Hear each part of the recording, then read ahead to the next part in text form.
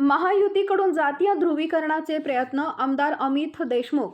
सत्तेचा दुरुपयोग करून पक्ष फोडाफोडीचं राजकारण करणाऱ्या महायुतीचे नेते मंडळी पुढे सत्ता येणार नाही या भीतीनं जातीय ध्रुवीकरणाचा प्रयास करत असून कोणत्याही भूलथापांना बळी न पडता जनतेनं जालनेकरांच्या भवितव्यासाठी महाविकास आघाडीचे उमेदवार आमदार कैलास गोरंट्याल यांना भरघोस मतांनी निवडून द्यावे असे आवाहन माजी मंत्री आमदार अमित देशमुख यांनी आज इथं केलंय.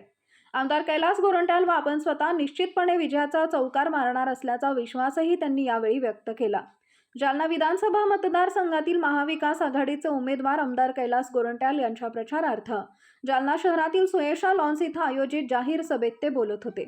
यावेळी बोलताना आमदार देशमुख पुढे म्हणाले की आमदार कैलास गोरंट्याल हे मराठवाड्यातील काँग्रेस पक्षाचे सर्वात सिनियर आमदार आहेत. आपण व आमदार कैलास गोरंट्याल हे चौथ्यांदा विजयी चौकार लगावणार आहोत. सत्तेचा दुरुपयोग करून पक्ष फोडाफोडीचं राजकारण करणाऱ्या महायुती व घटक पक्षांची नेते मंडळी जाती धर्माचं राजकारण करून जातीय ध्रुवीकरणाचा प्रयास करत आहेत. जनतेनं त्यांच्या भूलथापांना बळी पडू नये. महाराष्ट्रात महाविकास आघाडीचा सरकार येणार ही काळ्या दगडावरली रेष आहे.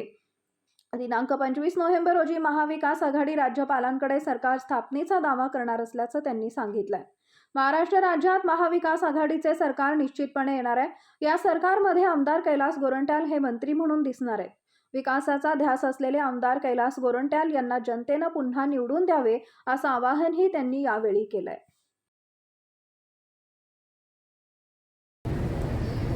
3-4 दिवस राहिलेले आहेत.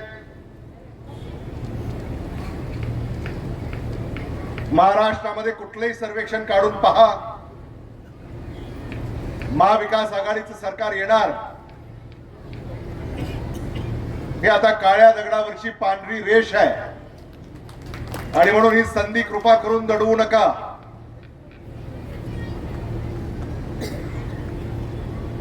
वीस नोव्हेंबर रोजी मतदान होईल. तुम्ही कैलास गोरंट्याल यांच्या हाताच्या चिन्हासमोरचं बटन दाबून त्यांना विक्रमी मताधिक्यानं निवडून द्या. 23 नोव्हेंबर रोजी जेव्हा मतमोजणी सुरू होईल, दिल्लीमध्ये राहुल गांधी जेव्हा टीव्ही उघडून निकाल पाहतील, 9:30-10 वाजता सकाळी कैलास गोरंट्यालचा फोटो येईल टीव्हीवर आणि त्याच्या बाजूला थम्स अप असं येईल. हा असं म्हणजे कैलास गोरंट्याल आघाडीवर आहे. आणि दुपार होईपर्यंत निकाल लागेल, ते विजयी होतील. निवडणूक अधिकारी त्यांना निवडून आल्याचं प्रमाणपत्र देईल. तुला आभार वगैरे सगळ्यांचे मानायचे, गाडीत बसायचं आणि मुंबई गाठायची. कारण 24 तारखेलाच आपल्याला राज्यपालांना भेटायचं आहे. 24 तारखेलाच राज्यपालांना भेटायचं आहे आणि महाविकास आघाडी आपल्या सरकार स्थापनेचा दावा राज्यपालांकडे पेश करेल. आणि ज्या आमदारांचा पाठिंबा महाविकास आघाडीला आहे तिथं अमित देशमुखांची सही, कैलास गोरंट्यालची सही आणि आपण मागे पुढेच करू सह्या.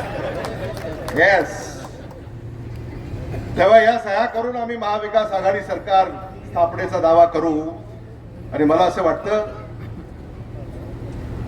की 25 नोव्हेंबरलाच महाविकास आघाडी सरकारचा शपथविधी होईल. त्यामुळे अगदी काही दिवसाचा हा सगळा भाग आहे.